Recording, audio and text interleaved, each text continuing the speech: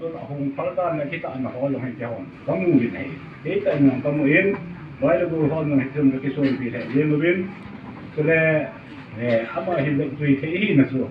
akita na hol le ke le apon ko na oi sei tam sa nga to tam ding ti hi ama na ge sai e so na ban to mo ngai pu do di hi ti pa hi ama na sa ta ana sei ding khat hi ti dong si sei no no ne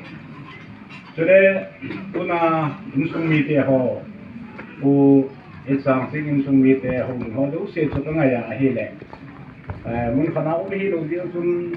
insung fu si ma chen sai chu ke lo hi ai ba men no no lim na ra tu hen insung hi ke ngai ta insung tu te le ki dom thiem ta tu te le pathi na ki ngai jing insung ai ti ha ki mo do thi ni ye hen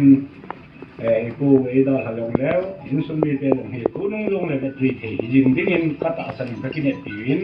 để chỉ ra lòng hình cái loại form là society mình thì cả số lòng cái sự việc này sự thêm là mi hệ mình đi cái xây lòng này anh cô thu xin xây thể lòng mi tấm tàu này tôi lại bây giờ mi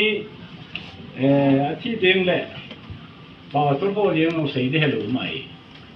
anh cô man Việt Nam tôi riêng là in xuống Việt Nam rồi là xây để hello tam tàu này, thế nên ama hay làm nó chế đấy thì ông là in xuống mi tay thì ngã phải tao, ai bảo ngã cho bạn ngã mai thì mua đồ đi về thì rồi là xây thế rồi xây thì tao bằng in xuống tam tàu, mi tam tàu tam, ai bảo ngã chỗ này thì cô bảo làm cái cô hi